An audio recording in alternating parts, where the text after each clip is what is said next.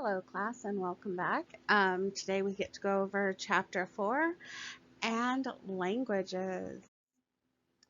So, this is an introduction to language. We will look at, with more detail, one of the four subfields of anthropology. Remember, when we think like an anthropologist, language is a symbol and a symbolic communication system used to relate cultural norms and values. As such, the language we speak affects all parts of our lives. Least you think language is unimportant, we open this chapter with a contemporary fight in the United States over language use. The state of Arizona has been a focal point for the debate over language and immigration in the United States. But 30 U.S. states have passed English-only laws, thus making Arizona only an example of a larger trend. Arizona is among 30 states that passed an English-only law. It has also passed many other laws restricting not only language, but also subjects that are allowed to be taught in schools, and the ability of police to detain suspected illegal immigrants. It is this final law that has been the most controversial. The general question has been, by what grounds is one justified in suspecting a person of being an illegal immigrant? Many legislative justifications have been proposed. In practical terms, skin color and language use are the primary features that police officers have to work with. Skin color will be covered in Chapter 6. But what about language? Is language enough? Many people who have legally immigrated to the United States have struggled to learn the language, including many of your ancestors. English-only laws reflect how language can become a cultural rallying point. Language is something we often take for granted. It is necessary in virtually all aspects of our lives. It has the power to shape the way we think. For this chapter, we will explore the many influences of language. So, defining language. What is it? Language is a system of communication that uses symbols, such as words, sounds, and gestures, organized according to certain rules to convey any kind of information. While many other animals have the ability to communicate, it is the symbolic or abstract ability of human language that sets it apart. We have the ability to talk about things that are not present. This is known as displacement. We can talk about actions that occurred in the past or will occur in the future. We can also talk about concepts and ideas that have no physical reality. Human language is also remarkably flexible. Using established structures, sounds can be combined in novel forms to meet new challenge. This is known as productivity. If any of you have ever made up a word instead of saying an explicitive, that's what we're talking about. So, the origin of human language. Language serves an essential role in human culture. It is a unique property of Homo sapiens. There have been many scholars who have wondered how it originated. In an attempt to answer this question, many researchers have turned to study our closest living relatives, the great apes, such as chimpanzees, gorillas, orangutans, and bonobos. All primates use a relatively complex communication system. Chimpanzees, in particular, make use of many different types of vocalizations, along with pattern use of gestures. While these communication systems do not rise to the level of human speech, they are more complicated than what is found among many other animals. As early as the 1950s, primatologists a specialized group of anthropologists who study primates, began to wonder if apes could be taught more complex forms of communication. Out of these questions came multiple studies where a variety of apes were taught American Sign Language. These studies were far more successful and created several famous apes, including Kentek the orangutan, as well as Koko. So, these apes were able to learn at least 100 signs apiece. They used signs to demonstrate both productivity, combining known signs to invent new terms, and displacement, the ability to refer to objects or events that are not immediately present. However, these studies were incapable of fostering true language among apes. While they were able to combine known American Sign Language signs to create new meanings and terms, they have not created completely novel signs. The apes have been unsuccessful in teaching American Sign Language to other apes as well. It appears that apes can only learn American Sign Language from intense training with humans. The variety of language studies with primates has clearly shown communication abilities that exceed the majority of other animals on the planet. However, these never quite reach the human level of sophistication. Other scholars seek to understand the origins of human language, turn to close examination of human anatomy and genetics. Over the years, many insights into human speech abilities have come from studying humans who have suffered different forms of brain trauma. One of the earliest and most famous studies was carried out by Paul Brocchia. In 1864, Brocchia was able to prove that damage to the rear portion of the left frontal lobe of the brain resulted in a form of aphasia. His patients gave all indications that they could understand speech, but they could not produce it themselves. More detailed studies over the year have been able to identify many key areas of the brain involved in speech.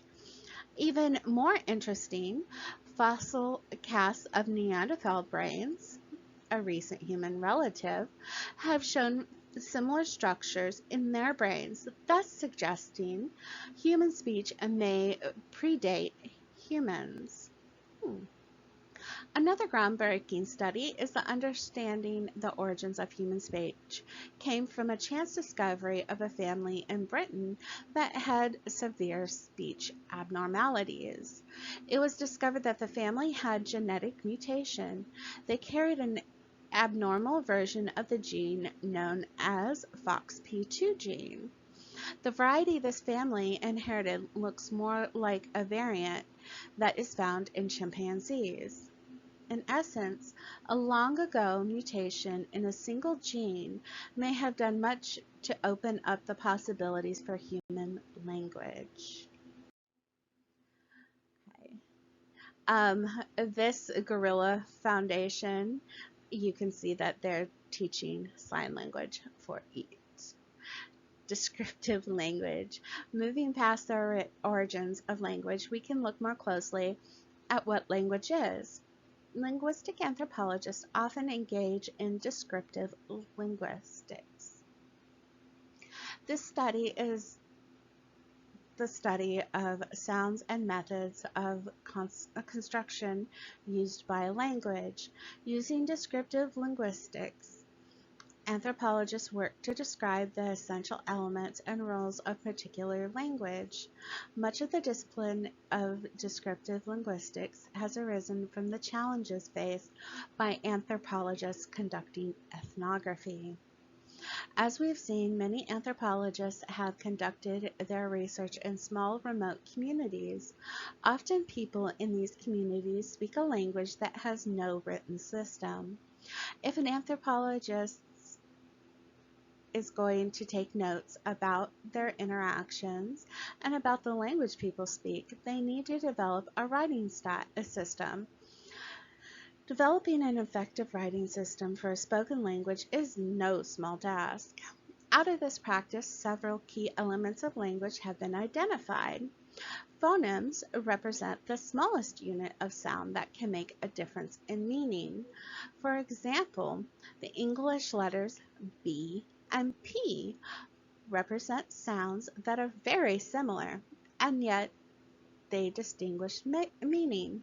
The words big and pig, after all, are quite different.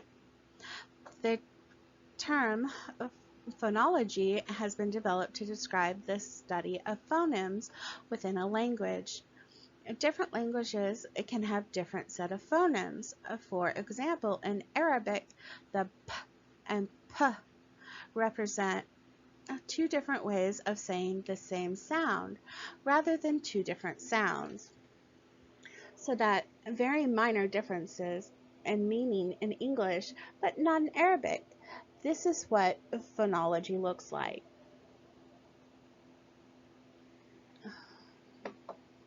Morphemes represent the smallest unit of sound that carry meanings on their own. Thus, while B and P can distinguish meaning in some languages, they have no inherent meaning themselves. Typically, morphemes are often formed what we regularly refer to such as words, such as big and pig. Both have specific meanings to them and cannot be changed as long as we stay in the same language.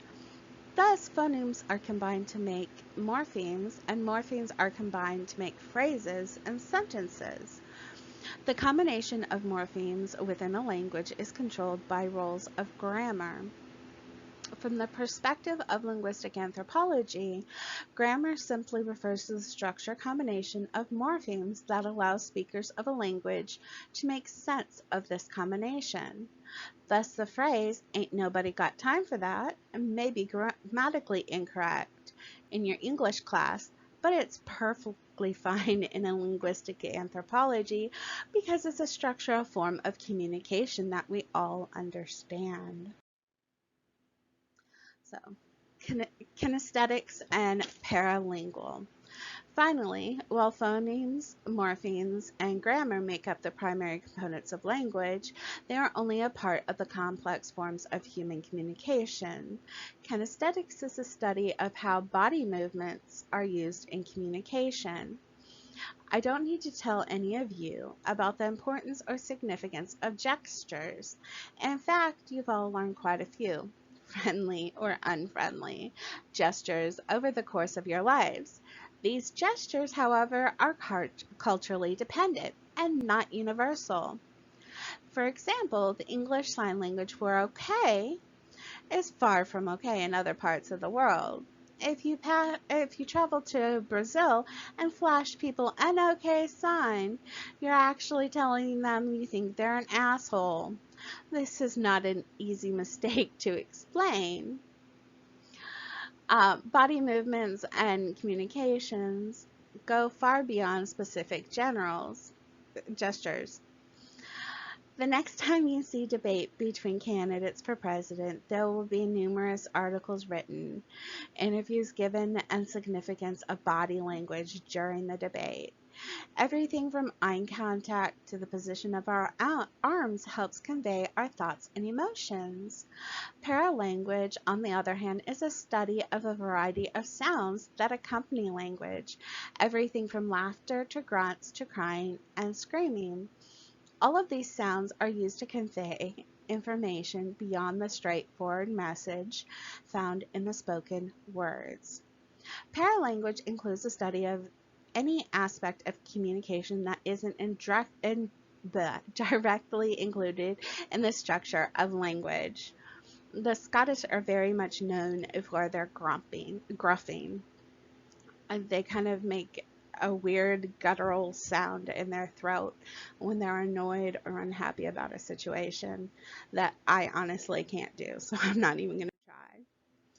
Can language shape the way we think? A long-standing topic of linguistical anthropology has been how much language shapes our ability to think. and our culture. So, there are two main arguments that have developed around the topic of language, thought, and culture. On one side of the debate has been the well framed by Noam Chomsky. Chomsky argues that humans share a similar language ability and thus the way of thinking. He argues that language is essentially hardwired into the human brain. It is an innate capability that we all have as human beings.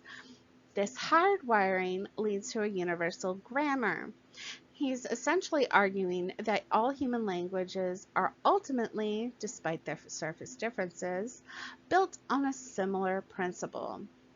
As evidence for supporting this position, Chomsky cites the wide ability of translate, translate thoughts and sentiments from one language to another. If we can translate anything from one language to another, there must be an underlying similarity between these languages.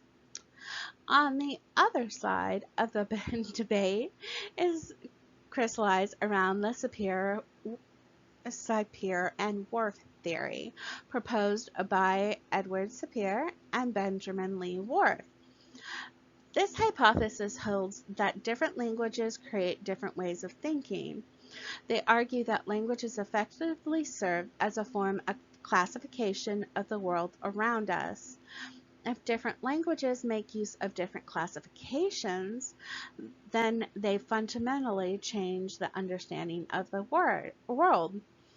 In support of their hypothesis, Worf supports his experience working with the Native American language Hopi.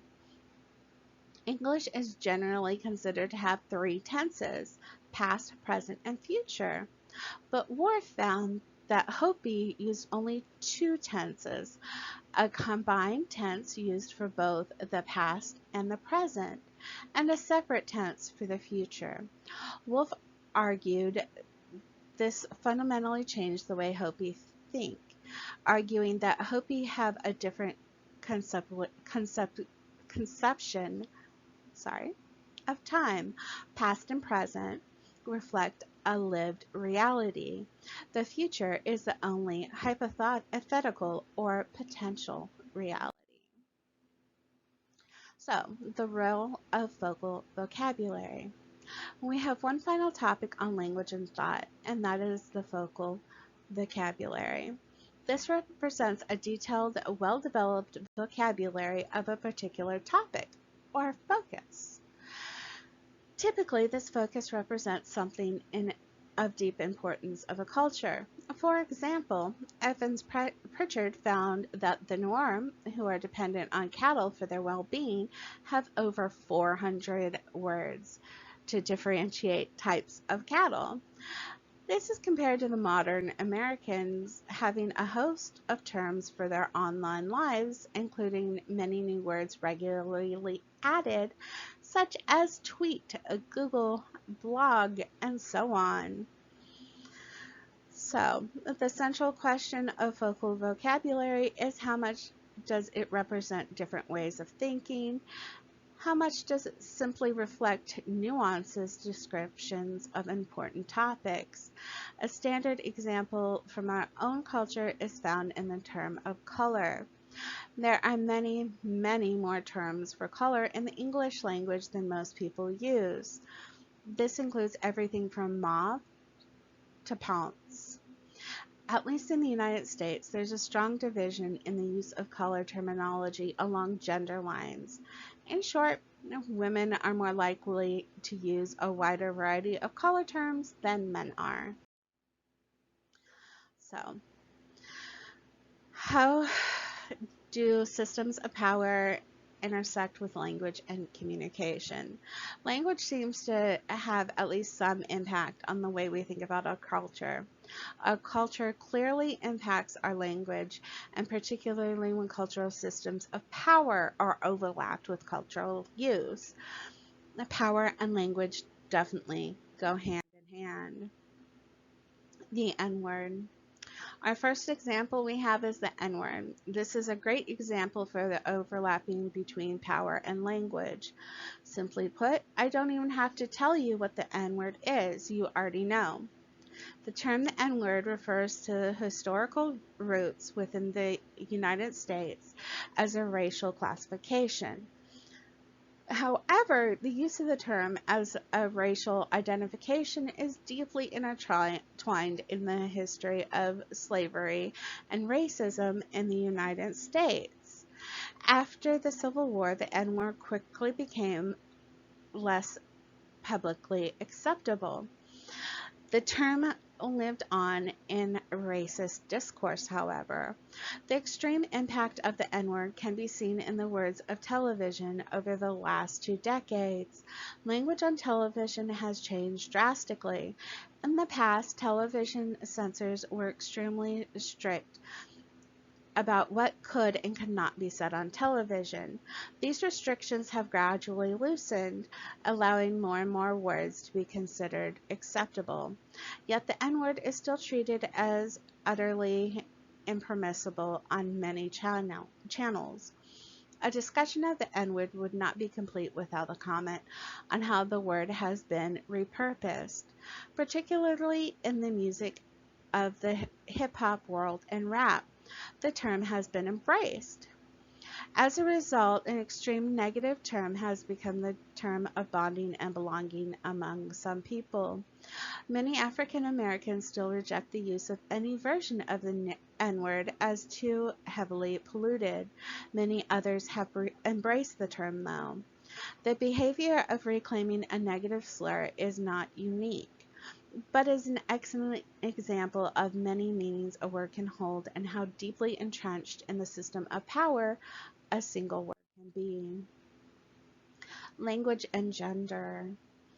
Language used by different genders can also be extremely different and caught up in symbols of power.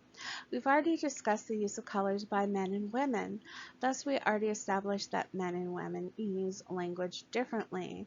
Let's step back and define gender. Gender refers to the cultural role played by different sexes. To be male or female is a matter of sex. Cultural ideologies frame sex as binary categories. That is, you must be one or the other. To be masculine or feminine is more a matter of gender, or the social roles that we are assigned and we're supposed to fit into the binary sexual categories. There's a wide range of behaviors attributed to both masculinity and femininity. No one person embodies all of them. A gender communication likewise comes in many versions. Not all women are fluent in complex color naming systems. Some men use these color terms more. Gender differences in communication, however, tend to go far past terms of color. In fact, differences in how American men and women communicate on average so great that it has fostered a cottage industry of advice books. Many authors have written books to help you understand how the opposite sex communicates. Gendered communication is a strategy that draws down the dynamics of cultural power. In a large part, these long-standing conflicts of gender and the power within our own culture. Throughout Western cultural history, women have faced an uphill battle of enjoying the same rights as men. Everything from the right to own property to the right to vote has been fought for. Under these circumstances, it is understandable that the language has been sucked into the battle over cultural power and gender. Language and dialect. Language dialects represent another point of intersection between power and language. A dialect is defined as a non-standard variation of a language. By definition, then, in order to have a dialect, you must first have a standard version of the language. This may seem like a strange point to raise, but we live in a world where language has been heavily standardized, and this has not always been so. Everything from spelling and pronunciation and grammar have been codified into books. or dictionaries and grammar manuals, but only quite recently in human history is it more common to find a greater variation within a language. Try looking back at some of the documents written by the founding fathers of the United States. You will quickly find that spelling and grammar were not nearly as standardized in the late 1700s. The existence of the standard version of a language is a statement of power. A group of people within a language community have been able to prevail over others and impose their form of pronunciation, their form of grammar, and so on. And thus, again, by definition, the speaker of a dialect is presenting a less powerful language group. For one reason or another, this group did not achieve dominant status over the other groups, yet it has been able to maintain its existence in the face of this dominance. The mere existence of dialects is a miniature war of rebellion.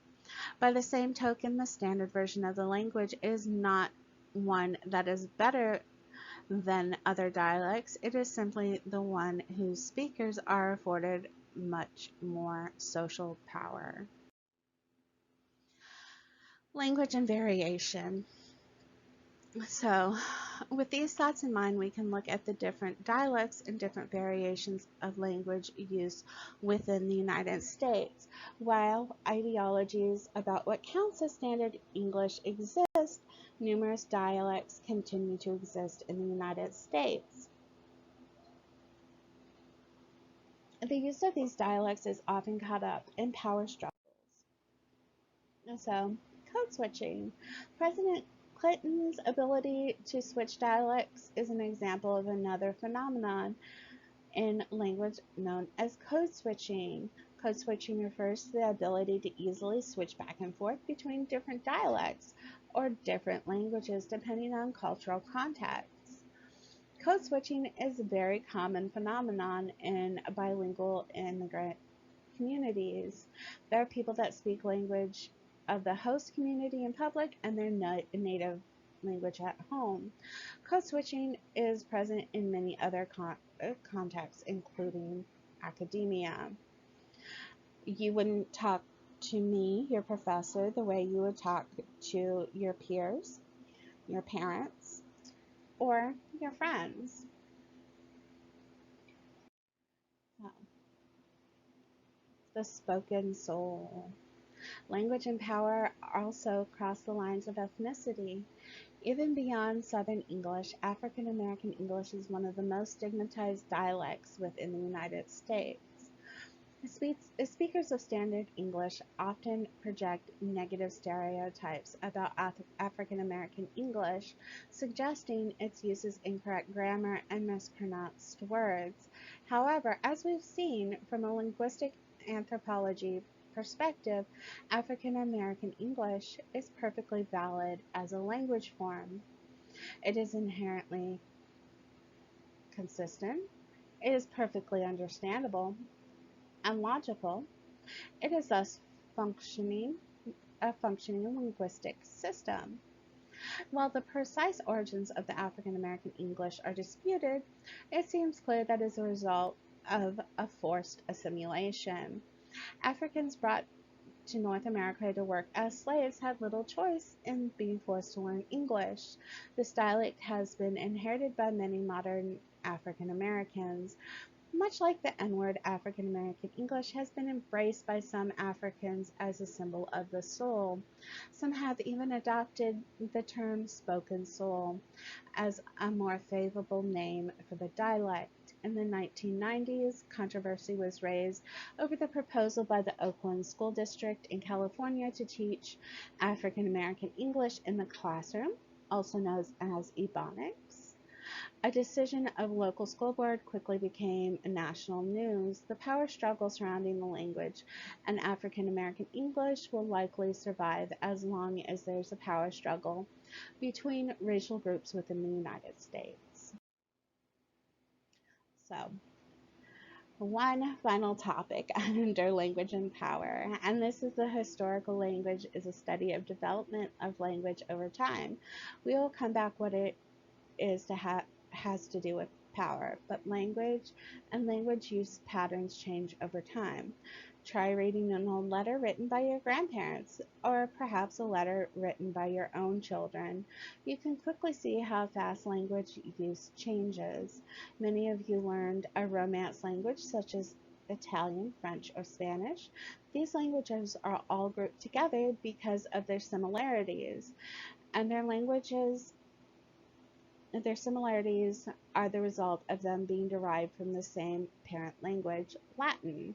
Historical linguists study language changes and how they eventually became new languages, and when possible, why they changed. To come back to power, you can think of the emergence of a new language in the same way as we discussed the standard language versus a dialect.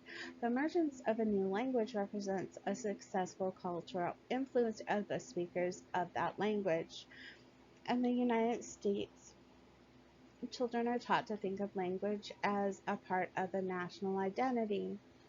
The history of the emergence of the new language and its dominance over other languages as a national level is explicitly a history of cultural power.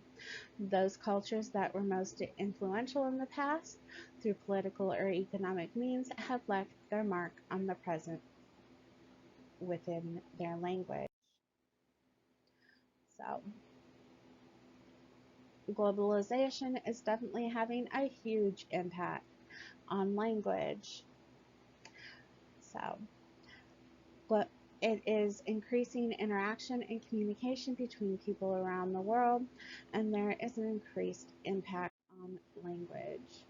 So, um, the diminishing language diversity, the creolization that happens, and that's the combination of languages in order for people to be able to understand each other, ends up happening when two cultures come to meet one another.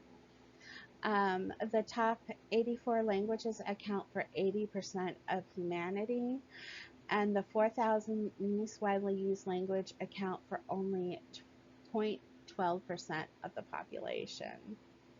That's a huge difference. So, um, not only is there a decrease in the amount of diversity in language spoken around the world, but we are also seeing a hasten in the rate at which languages are being lost forever. When we lose a language, we lose a whole worldview, if not a complete novel way of thinking. Thus, we are losing something special and rare. Linguistic anthropology predicts that many as half of the world's approximate 7,000 languages could be lost at the end of the 21st century. Currently, only 469 languages have fewer than 100 speakers. Language relativization. So, seeking this looming crisis, many anthropologists, linguists, and native speakers have helped to work to revitalize these languages. One really good example of this that's not in your book comes from Hawaii and the traditional Hawaiian language. In the 1970s, there was a revitalization of native culture, and because it was illegal to speak or do things in a traditional format, because of course colonization had occurred, and they had started to lose their languages. Children were beat at school if they were found using their native language. But in the 70s, there's this renaissance that happened, and they started to try to reteach themselves and then their children the languages, and started to open some amazing schools that only spoke the native languages. It has turned it around so that there has been, I think it's like double the amount now speak the Hawaiian language. So it is on the rise. It's not going to be lost, which is pretty awesome. So Preserving endangered languages. Linguistic anthropology and community members also work to preserve what records they do have within their own language. Technology is becoming an increasingly important aspect of this endeavor. For example, a private company named Live and Tell has created a web-based program to preserve and promote Native American Lakota languages. The digital platform makes it easy for people to both submit information and learn from what has already been posted. Thus, working together with the Lakota community has taken great strides in the revitalization and preservation of their language. So, concept check. The variety of language that gets called standard is typically spoken by B, the most socially powerful group. The field of sociolinguistic study. A, the way that language and culture categories intersect. The idea that different languages create different ways of thinking is called the Sapir-Whorf hypothesis. Which of the following animals is known to have language? D, only humans. Okay, that brings us to the end of the PowerPoint for this chapter. I will see you guys later. Go ahead and go over to the discussion questions and then make sure that you do the quiz. I will see you next chapter. Goodbye.